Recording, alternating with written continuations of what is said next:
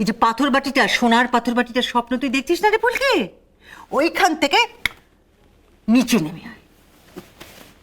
সে তুমি যাই বলে পিসি ঠাম্মা, স্বপ্ন দেখতে যখন আমি একবার শুরু করেইছি, তখন তার তল না খুঁজে আমি কিছুতেই ছাড়বো না। কোথায় থাকেন এই মিসেস রায়চৌধুরী, সেই খবরটাই আমাকে জোগাড় করতে হবে।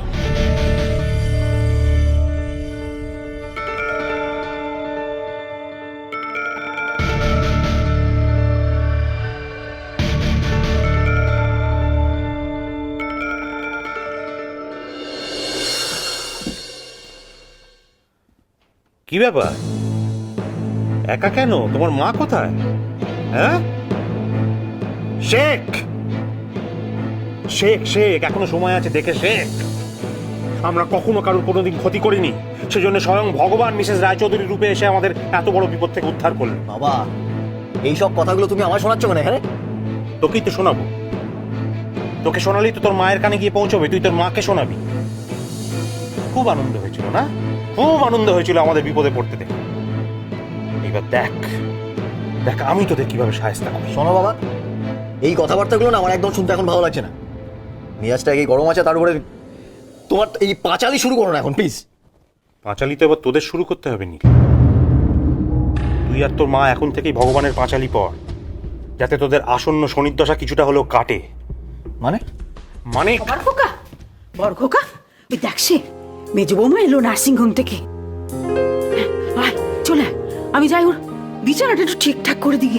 হ্যাঁ, প্রতিভা আসছে মা, আমি এক্ষুনি আসছি মা। তুই বরঞ্চ এই ঘরেই থাক, এখান থেকে বেরোস না। মা এলে মার সঙ্গে কুটকাচালিটা শুরু করে দে। আমি যাচ্ছি আমাদের বাড়ির লক্ষ্মীকে বরণ করতে।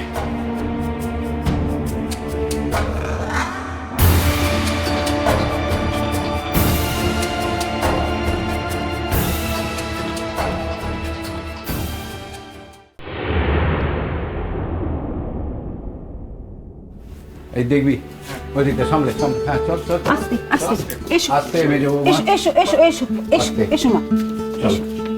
এসো এসো এসো। আমি একটু তুই বালিশগুলো ঠিক করে দে।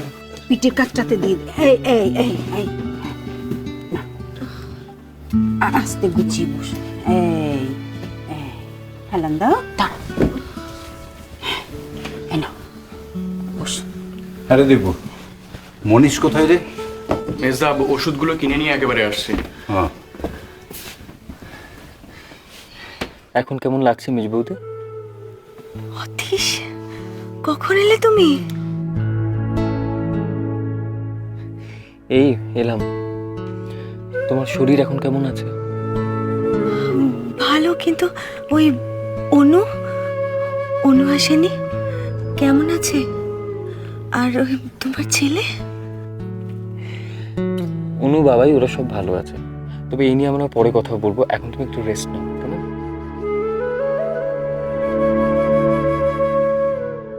আস্তে। মামি শোনো না, তুমি একটু মেজবৌদির খাবারের ব্যবস্থা করো, বুঝলি? 8 ঘন্টা পরে একটা ওষুধ আছে। হ্যাঁ হ্যাঁ হ্যাঁ, এই এই আমি এক্ষুনি দিচ্ছি, দেখ এক্ষুনি দিচ্ছি। ফুলকি, হ্যাঁ, মায়ের তো বয়স হয়েছে, জানা একটু। কতদিন পরে তোমাকে দেখলাম বলো তো মাসি, আমি একটু তোমার কাছে বসি না গো? মা, আমি ঠাম্মার সঙ্গে যাচ্ছি।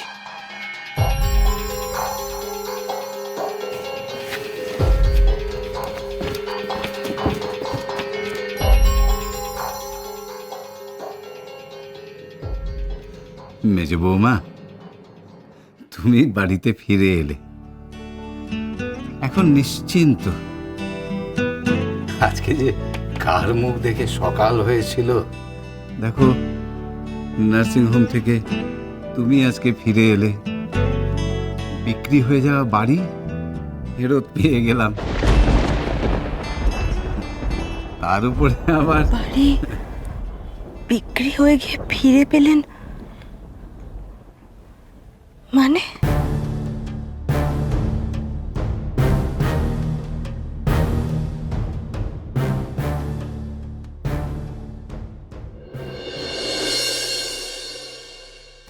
ঝিলিক, ঝিলিক,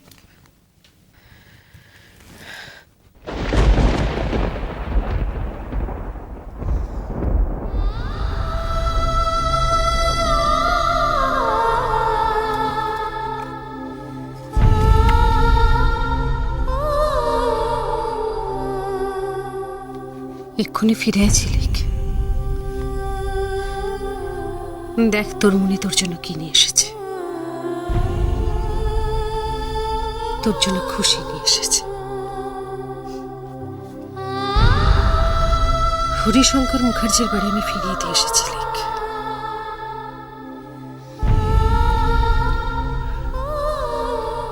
তুই আর আমার সঙ্গে লুকোচুরি খেলিস না,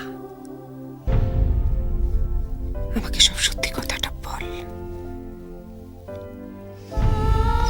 যে তুই আমার থেকে কোনোদিনও একটা কানা করিয়ে যাসনি, সেই তুই কতগুলো টাকা খরচ হবে জেনেও বাড়িটা চেয়ে বসলি কেন? কেন? ওরা তোর কি সম্পর্ক তোর ওদের সঙ্গে? আমাকে বলতেই হবে ঝিলিক,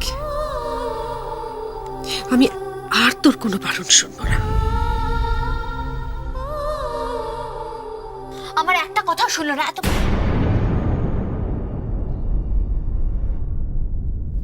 শুনিনি মানে? কি শুনিনি আমি? হ্যাঁ, তোর কোন কথাটা শুনিনি ঝিলিক? হ্যাঁ, কি হয়েছে মা বল? আমি গিয়ে হরিশঙ্কর মুখার্জির বাড়ি ফেরত দিয়ে এসেছি, বিশ্বাস কর। এবার বল, এবার তুই খুশি আমাকে বল। কি রে, কি রে? আমি তো শুনেছি তোর কথা। ওরা আমার কেন কোনো কথা শুনলো না? কেন ফিরিয়ে নিয়ে গেল? আবার যদি কোনো একটা ক্ষতি হয় তাহলে কি হবে? কি হবে তাহলে? কার ক্ষতি হবে? কাকে ফিরিয়ে নিয়ে গেছে? প্রতিমা মুখার্জিকে? প্রতিমা মুখার্জিকে নিয়ে গেছে না? হ্যাঁ, আমাকে সত্যিটা বল ঝিলিক, কি হলো? আমাকে সত্যিটা বল, সত্যিটা বল আমাকে।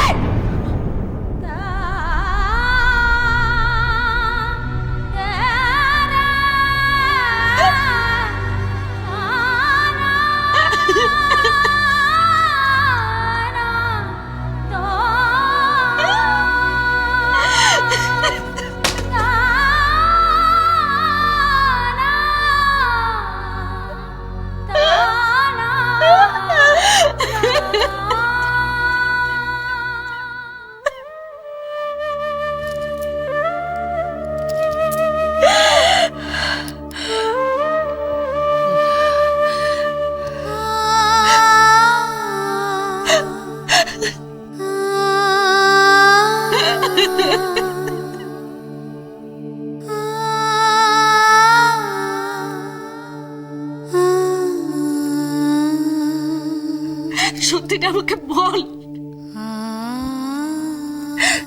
তোকে প্রতিমা মুখার্জির দিব্যি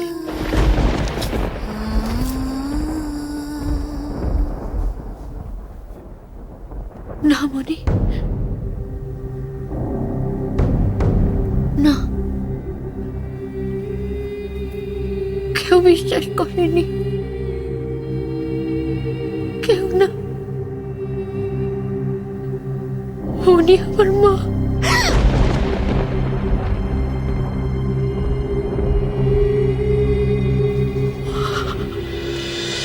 তোমায় ছাড়া